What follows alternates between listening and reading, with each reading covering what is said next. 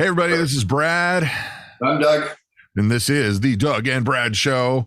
And today we are just two normal dad dudes talking about stuff, trying to figure out solutions to problems that seem too insurmountable. But I do believe that with groupthink, with your comments, with us working together, problems can be solved. And today's problem that we're going to talk about is a big one. It's a big one. It's the diesel shortage across the globe.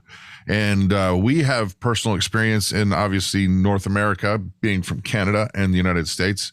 And so, how you doing, Doug, man? Well, let's talk about this. Let's talk about this. Let's figure it out. Well, we're not going to figure it out, but let's talk about what this is going to mean to us as just average Joes and our families, and how we're going to navigate through it. You know, if what we're reading is true, there's a number of articles that are starting to surface, and some of these are, backed by some pretty good, reliable sources that are saying, one, that diesel fuel is starting to be short. And we're seeing reports of truckers, on the eastern seaboard saying that, gas stations are out, or they're being supplied with certain quantities of fuel. And the bigger one, even though, Brad, is the reports that I'm reading that, diesel oil, diesel engine oil, diesel pump lubricants, these are running out of stock very quickly. And that's a big one. Let me show you something, man. I've got a friend who is a truck driver. He sent me this just 2 days ago. I don't know if it's showing up backwards, but it's basically that's Sweden. Okay. Yeah.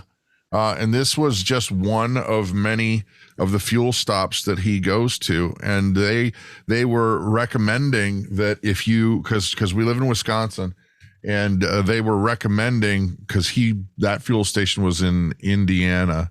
And they said that, look, we're probably going to have shortages. This is like chain wide, a big fuel stop chain called Flying J. And they were saying that if you live up north, you better make sure you fuel up here, because there's a lot of stations between here and there that are not going to have fuel. It's like, how like you have rolling blackouts? They're talking about rolling fuel blackouts. But the indicators from all over, because these guys, that's what they do. They talk to each other all across the country all day long. And they're telling me that this is just the tip of the iceberg, and it's only the beginning of real major problems with the lack of diesel and DEF. Man, like it's hard to even comprehend what this really means, because it's one thing to run out of gasoline, right? Gasoline, let's say gasoline would shut down consumer traffic, right? That's you and me driving our vehicles on a daily basis going to the grocery store. But diesel fuel shuts down the supply chain. Yep. And not only does it shut down the supply chain, but it also shuts down energy, because if we look at a lot of our hydroelectric plants, they're running diesel engines. Like everything that substantiates society on a daily basis is being run by diesel fuel. You can't even have gas without diesel fuel, because the diesel trucks bring the gas to the stations. Well, exactly. So, like everything that we have come to be comfortable with in life is around diesel fuel. Our grocery stores, our fuel stations, our retail outlets, even people that are thinking, well, if they all runs out, I can order stuff from Amazon, or I can order stuff on eBay. How's it going to get to you? Stuff off the internet. Well, it's not coming to you, because all of those shipments are being delivered in diesel trucks. The truck that delivers it to your house, okay, well, it may be a Sprinter van that's running on fuel, or it may be an electric car.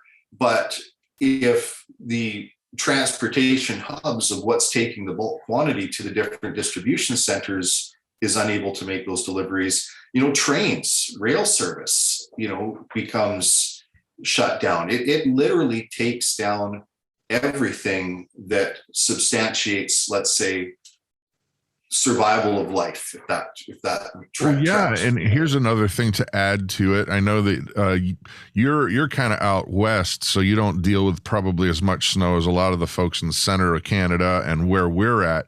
We deal with feet of snow. We don't deal with inches of snow. We deal with gigantic amounts of snow.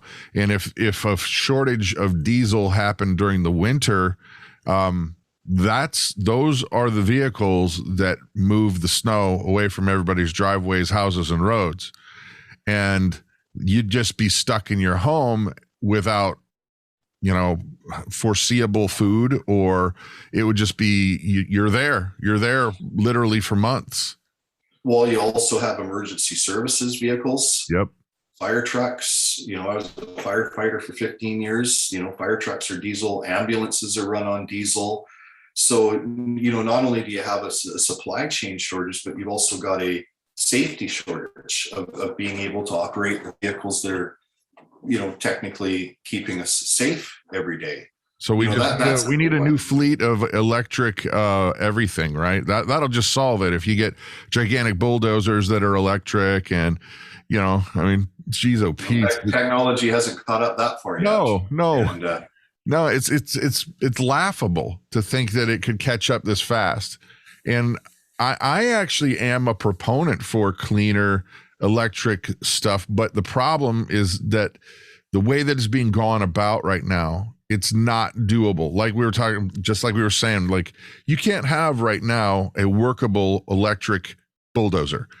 It's just not. It's not possible. It's not yet. Fire truck. The technology hasn't caught up. How about airplanes? You can't have solar airplanes yet.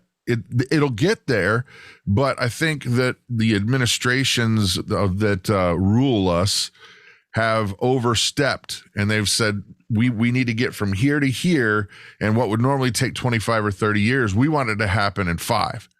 And they're pushing everybody, and it's just not a workable solution yet. So I can't see how they're going to dig us out of this, because they've put these economic machines into motion saying you will do this, but it's not workable solutions yet. So the question is, can they back us out of it before the recession becomes depression, before people literally start losing their lives because of things like getting stuck in the snow, or emergency services not getting to you, the fire department not coming, groceries not being delivered? Can they back out of this? That's what I'm wondering.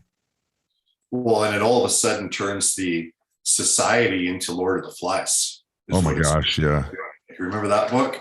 But even think about military, right? Everything runs on diesel. And everything runs on diesel. So now you've got a country essentially that's unable to defend itself if it's got no fuel. It's sitting ducks. So, are we going to turn into this Lord of the Flies kind of culture where all of a sudden it becomes survival of the fittest? Like we're reading reports already that law officers aren't responding to common calls. Oh my gosh, that happens here in the States a lot. Right. So we're seeing this, destruction of law enforcement, which I don't, every time the media prints, the fact that, law enforcement isn't coming or anything else like that. Well, they're just asking for more trouble, because they've just instigated the criminals to say, hey, it's open season on whatever we want to do, because nobody's coming to rescue, or, we're not going to get caught. We're not going to get tracked down. So it's, we're seeing this sort of takedown step by step, but most people aren't thinking about the depth of what each one of these things actually means to their life. They just say, oh, we run out of fuel, big deal, or we run out of this, big deal, because we've been so accustomed, that the government and the system is going to take care of us. Well, what happens if that government and that system isn't there tomorrow? Yeah. What are you going to do? What are you going to do if you go to the grocery store and there's no food? What are you going to do if you go to the gas station and you can't get fuel? These may sound scary, and the last thing that you and I want to be doing is promoting fear, but we're just promoting open conversation of the what if scenario, and how do we best understand and get ourselves ready for these kind of things. Well, okay, I have 2 thoughts, and one is a straight up conspiracy theory that I thought up in my head, that a possibility. It sounds like a good movie story. So let me float this by you. This is completely Brad thinking, I wonder if something like this were going on. Okay. So have you ever heard of the concept of peak oil? Mm-hmm. Okay. So for those of you who have not, there are scientists and plenty of experts that believe that in our globe, in the earth, that we have reached the other side of the amount of oil that has been pumped out. There's less of it now. We've reached past the halfway point. That's the point. It's harder to get to, costs more to drill it, costs more to pump it, yada yada. We're on the other side of that hill, peak oil. So here's the thought. I wonder if our government is very aware of that and is putting these draconian measures in place specifically because they do know that, and they're going to let the rest of the world deplete their resources and save ours and don't drill here until we absolutely have to, because the cost of energy, oil is by far the best ROI when it comes to energy, especially for military things. And I think they know this, and they're going to let the rest of the world use up their own resources while we wait, because then you end up on top in the end. So here's another conspiracy theory for you. Is oil actually a fossil fuel, or is it a reoccurring mineral? I've heard that. Talk more about that. So, in starting to do some research and deep diving, so much of what we live in, I'm going to say the truth of what we've been taught and told is a lie. We can see it through civilization. We can see it through the medical establishment. Like, a lot of what people accept as truth today is actually not truth. So there's some good reading that you can do on the fact that we've been lied to about oil being classified as fossil fuel, because that's how they're able to create fear and quantity around it. Scarcity. Exactly. But there's a lot of reports and reading to say that no, oil isn't a fossil fuel. We're being lied to. It's actually a reoccurring mineral. So if that's the case, and I'm no expert on this, like, I'm just starting to dip my toes in the water on this one. But if that's actually truly the case, and oil is a renewable resource, we've been lied to and we've been overcharged for it for all of our lives. Well, if that is the case too, then it's just basically a tool of control. Exactly. But so many things are a tool of control. Our medical system is a tool of control. True. Right? Yeah. Big pharma is a tool of control. We chase that one back to the Flexner report and what Rockefeller did to take over the medical system. Cancer and all of these quote unquote World Health Organizations and everything, they're all tools of control to control synthetic environments because they want to chase natural away. So we're getting away from, the diesel discussion that we started here, but it does play into a bigger picture of control and forcing a scenario on us. So the one thing is two little guys here in a big world, you and I, is what can we do about it? Well, the best thing that we can do about it is figure out, okay, what are we going to do with and for our families to make sure that we're doing everything we can to mitigate our own chances of survival and success through what is appearing is going to be a very difficult time coming up. Yeah, well, here's the reality is this, that we don't have much control over global politics. We just don't. We're just two dudes. The people watching this, unless Joe Biden is a fan of the Doug and Brad show, which I doubt. I hope he's not. I truly hope he's not. Actually, I do, man. Eat your ice cream and take a nap. Watch the Doug and Brad show. Well, you can go for a bike ride. Yeah, hey, be nice now. Be nice. Or just even walk up the stairs with an airplane. I'm just glad he's wearing a helmet. Let's say that. So, but we don't really have much sway over global politics. So what you can do is prepare your family and your people, your crew, your tribe, your friends, your relatives, loved ones, with as much as you can in terms of the ability to not need those, trips to the grocery store, not need to go to the hospital with every little cut or bruise or little ailment. If you have a stocked up, basic medical kit or place in your home, in your pantry that can take care of basic stuff. Could you, if you cut your arm and needed a few stitches, would you have to go to the doctor to do it if you couldn't get to the doctor? If there is no fuel, would you just sit and cry about it? Or would you have the ability to take care of it? One of the things that we should do for the people watching this is you and I should start scouting out cost affordable alternatives for people to start stocking up on as well. Sure. And you brought up Thrive Life yesterday, which is a long-term storable food. Freeze-dried, yeah. Freeze-dried food. And I think, the one thing that I'm seeing in my customers, in my business, and we're all seeing it with the rising inflation, is people have no money right now. People are living on credit card debt. I read a report last night that 60% of American households are not able to make ends meet at the end of the month right now. Oh my gosh. Okay. That's huge. And it's even starting to come in more into, I'm going to say, the more affluent community, the higher income earners. And the report that I was reading last night was basically saying that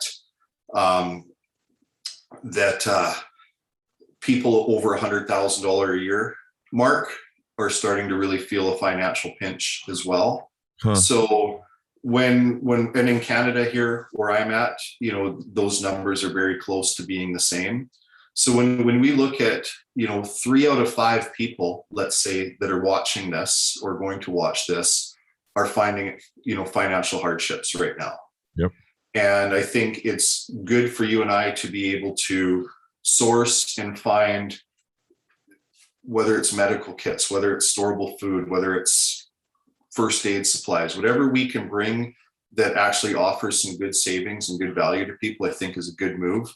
So you were talking yesterday about the Thrive Life, side of things, which is the freeze-dried food.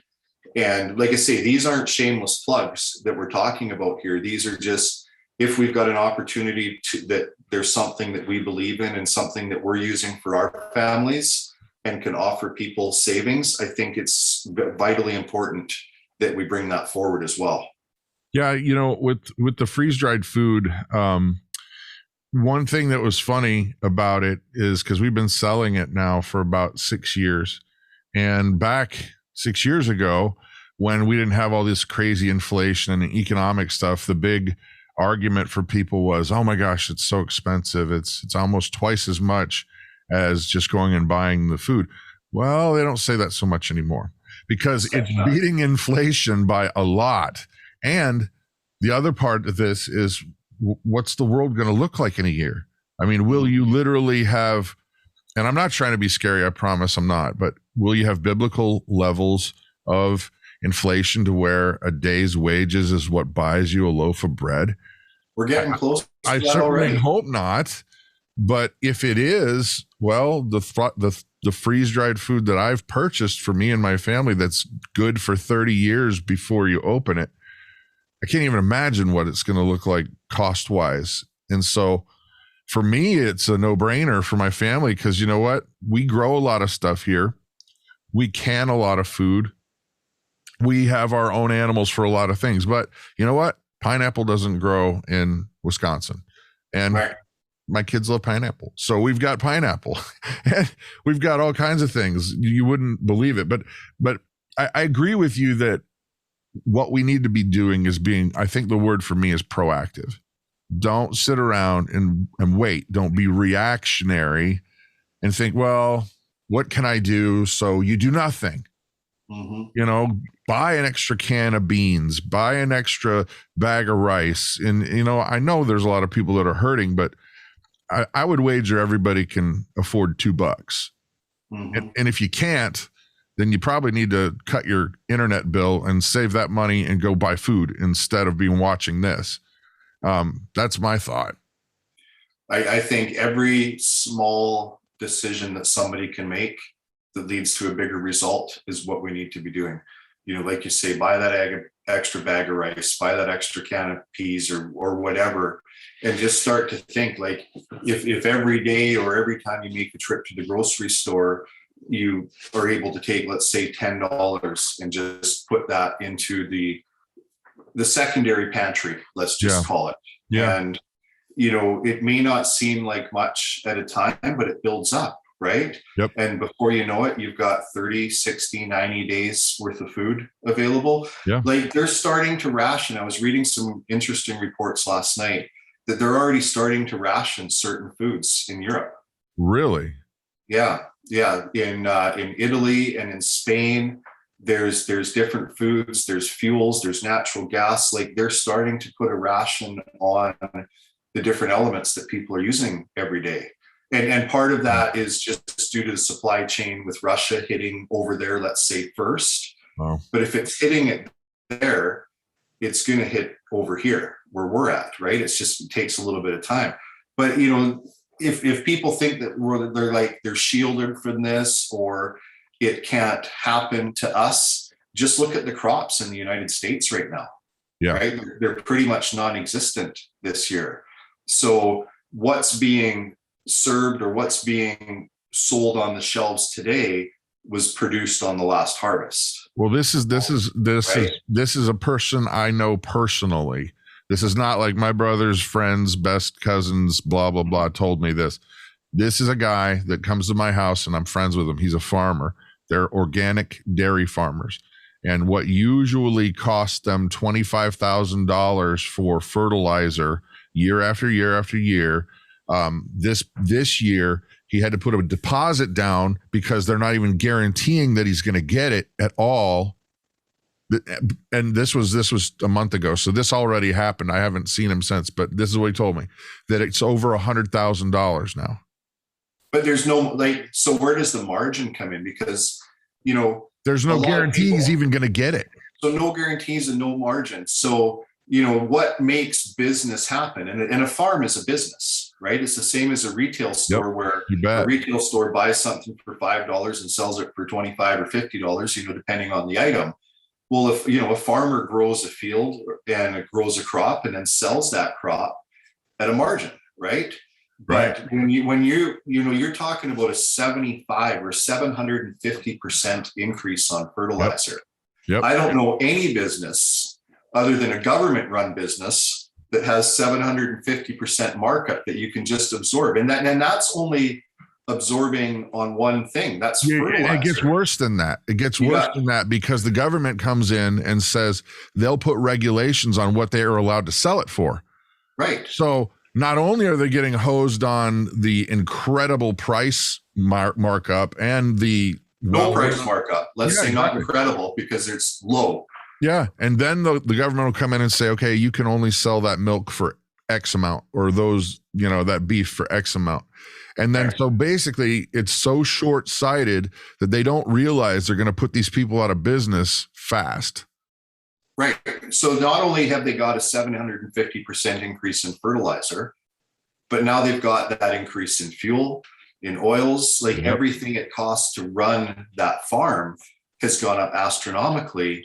And this is why we're seeing these farmers throw their hands up in the air and just walk away from their farms, because it's cheaper not to plant a crop than it is to try and plant a crop. And not only have we got fertilizers, but we've also got weather. Like we've got droughts and no rainfall. So even with the best fertilized fields and a tractor that's full of fuel, if your crop isn't growing because you can't irrigate it, you're defeated before you start as well. So what does this really mean? Like it means that when we go to the grocery store come fall, the price of items is going to be there's another layer to this that a lot of people aren't even thinking about, is that the age of farmers is getting up there, and a lot of people are not coming in below them, like the younger generation's not coming in. So these people who are these older farmers are seeing all of this and going, I can't I can't do it. I'm not going to risk my retirement on one more year of farming when it cost me this and the government's coming and doing that, and they're throwing their hands up and they're just quitting. But that is also compounded with the fact that there is not that big of a younger generation replacing them. We're seeing that in the trades as well. Yep. Construction, electricians, plumbers, they're, a lot of the bigger companies, let's say, that used to provide the apprenticeships for people haven't done that for a number of years and cut way back on their apprenticeship programs. So now we're seeing a shortage of skilled tradespeople as well. And, you call a plumber right now, you're waiting 3 or 4 weeks for a plumber to come in and do something in your house, even if he's going to get to you this season. Well, why is that? It's because it's a shortage. It's a shortage of skilled labor that's able to do these things. Now, go ahead. Sorry. No, you go. I was just going to say, now we can bring this full circle. Now imagine the plumbers and the farmers and the electricians and the builders, and now you compare that, which that's bad, with diesel, which touches all of them. It does. All of them. And then now you look at the way the politicians are badly managing this, unless it's intentional. I mean, I honestly cannot rule out that this is a managed takedown of an economy. I don't want to give Biden and the Democratic Party any power or kudos, let's say, but I don't think that any group can be as stupid as what we're seeing, because we're not just seeing it in one country. We're seeing it in all countries. Canada's just as bad as the United States at what they're doing right now to just crumble the infrastructure, right? Yeah. And that's what we're seeing is we're seeing a crumbling infrastructure throughout these countries, whether it's Build European Back Better, countries. man. This is better. Well, yeah, Build Back Better. But, if it was one country just mismanaging their resources and mismanaging their fiscal responsibilities and everything like that, okay, then you could blame it on leadership. But it's not just a US only problem. It's I would say the bulk of a global problem, other than these countries that have decided not to join the New World Order or whatever this committee is that's out to do what's doing. And what they're kind of doing is they're targeting each country into their own weakness, if you know what I'm saying. Well, so our problems are solved because Bill Gates wants us to eat fake meat and bugs. So, and he owns those companies that do that. So, yeah. Right. So the fake meats, the synthetic everything's, that's going to be the savior. And I could go on for hours about that one. I know. I keep trying to bring it back to diesel. I keep bring it back to diesel. But okay, so with that being said, Mr. Gates is still going to need diesel trucks to pump his friggin' crap fake meat around the country as well. So what's the point of making? He's going to go door to door, man. He's going to get a nice little hat. He's got his little blue shirt. He's going to go knocking on doors. Bill Gates, yeah, sure. Him and his buddy Jeff Bezos will set a big distribution hub and fly it around in drones. Oh my gosh! I saw the most funny thing about Jeff Bezos. There was a video blog kind of thing like I watched called Timcast, and they were talking about comparing Elon Musk SpaceX versus the Jeff Bezos rocket ship, and they said, how is it possible that this guy he's a billionaire, he's built a rocket to space, but somehow he's managed to make it just look so uncool. Well, and that's a conversation for another day too, is just how a guy like Bezos goes from selling books, used books, garage, to the wealthiest, biggest business on the planet. Like that doesn't happen without some agenda behind it either. Well, and, it's that'll be a fun conversation, because I am true blue capitalism works kind of guy. But it does. But as long as you're not getting, little boosts here and there from the government and special deals. And see, that's the kind of thing that screws up industries, right? In the milk industry, we are having problems right now because of the government restrictions, and you can't sell this and you can't sell that. I heard that we actually bring in more milk from Canada than they're allowed to sell in Wisconsin.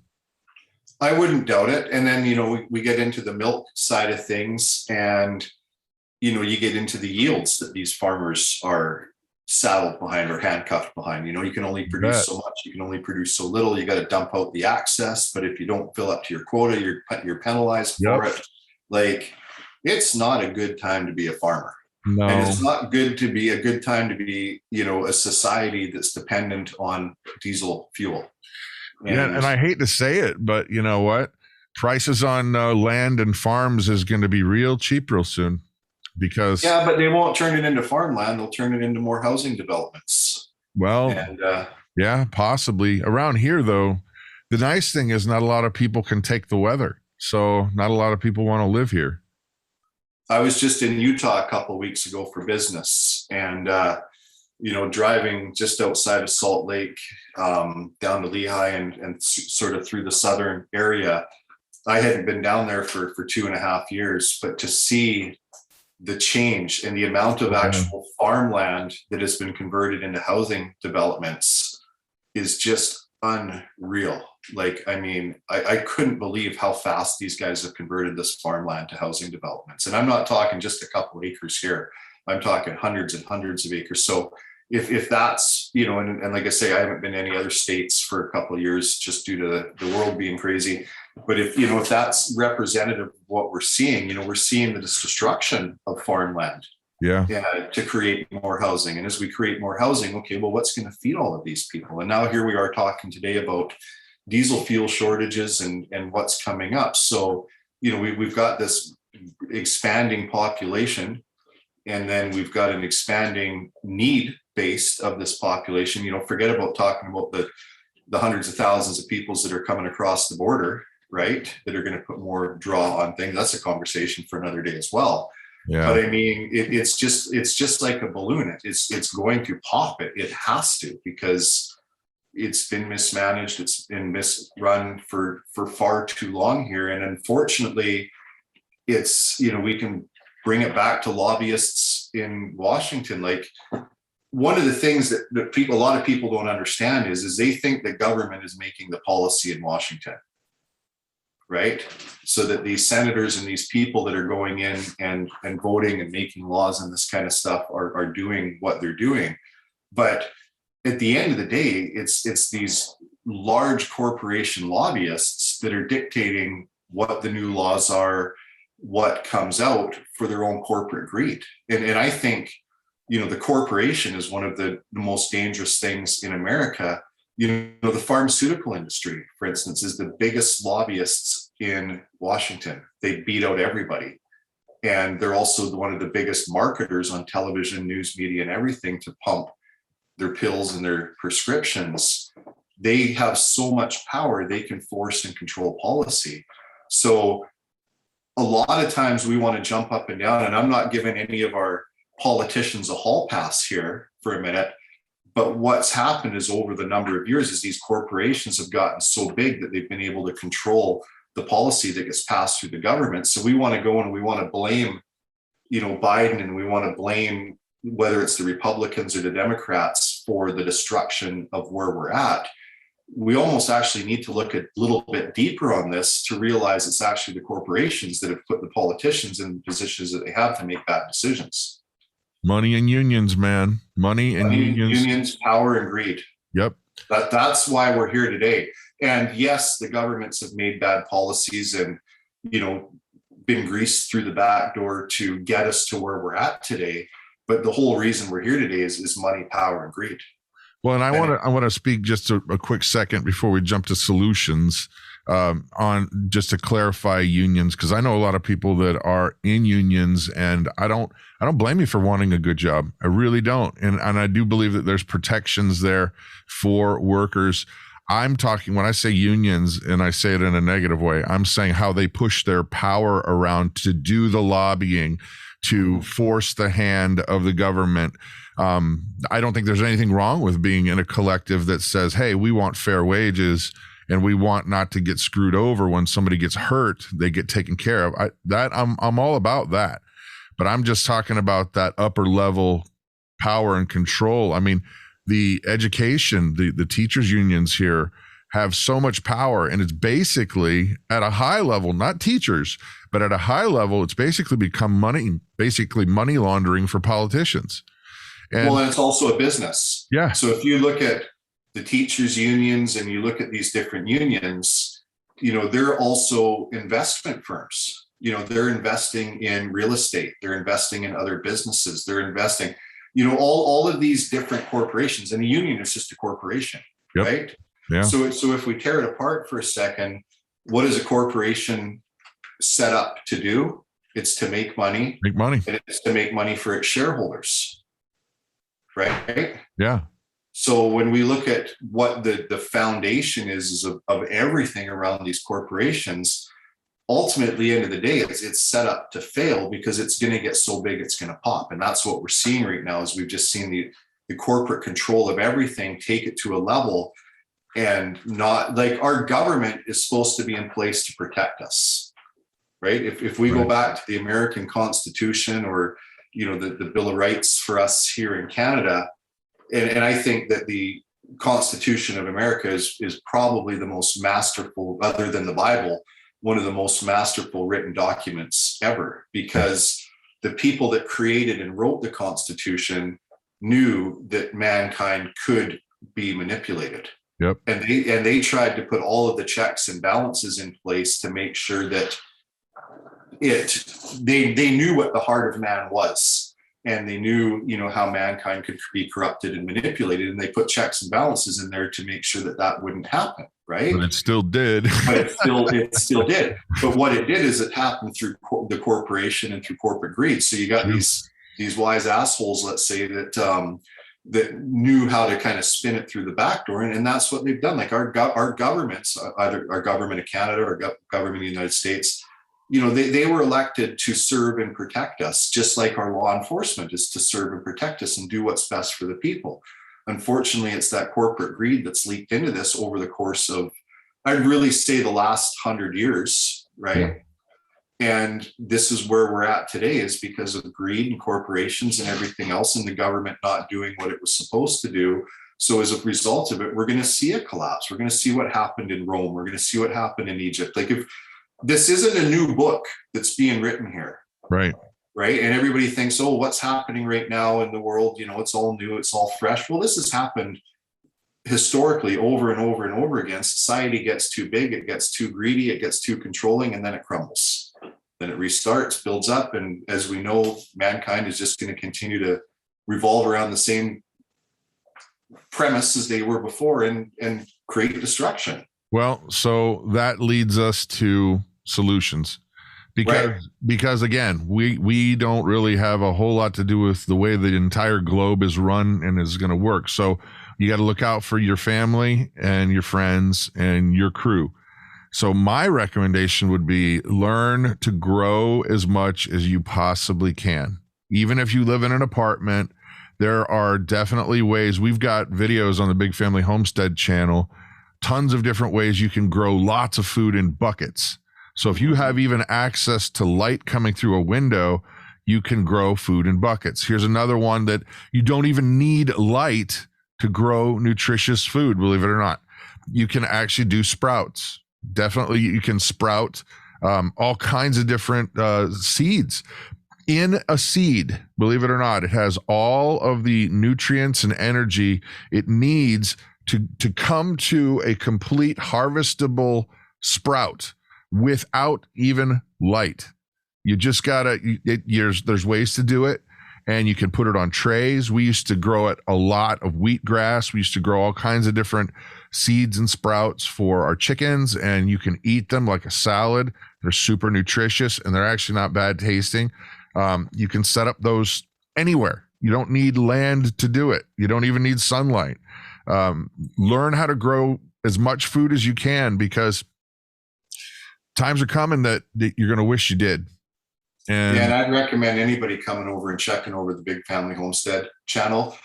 There'll be a link in the bottom of this video to see that and just see what Brad's talking about. That him and Krista, they just continually deliver great information. Well, and the thing is, this is not my background either. My background is my background. That's what I do. I've been a musician and record producer and media guy my whole life. And this is new to us about 6-7 years ago. So you can do this. I mean, 6-7 years ago, we did not know anything. All it was is we woke up and realized, oh my gosh, I don't know how to do anything outside of computer land at all. Mm-hmm. I couldn't put two boards together at a 90-degree angle. But I do believe God woke us up for a reason. And one of the reasons is right here, right now, hopefully to shake you guys up so that you can prepare, so that you're not scared, but you're proactive. I agree. That's what I'm hoping. And we're just going to continue to bring information that's going to be helpful. We're just going to talk about the subjects as they come up. And we're just a couple guys. We're just a couple dads. You know, we got a grandpa up here, you know, that are just, we're in the same position as so many of you that are watching this, of just going like, what the heck is going on here? How do I think through this? And if anything, we just want to kind of be thinking partners that think through this together. Yeah. And we don't know all the answers. We don't know all of the reasons behind something, but, you know, just as a couple average Joes, we just want to just get together like we're doing here, and we just talk about this. And hopefully this speaks to you that are listening and you want to join the conversation with us and comment and share this with others if you feel this information is helpful. Because we're like I say, we're just going to be here and we're going to continue to do this. And hopefully what we're saying helps inspire you, helps maybe teach you something, but we're here from the heart is the best thing I can say. Amen. Amen. So fill you up a nice big warm glass of logic, reason, and proactive spirit. So I'm Brad. I'm Doug. You guys have an awesome and blessed day.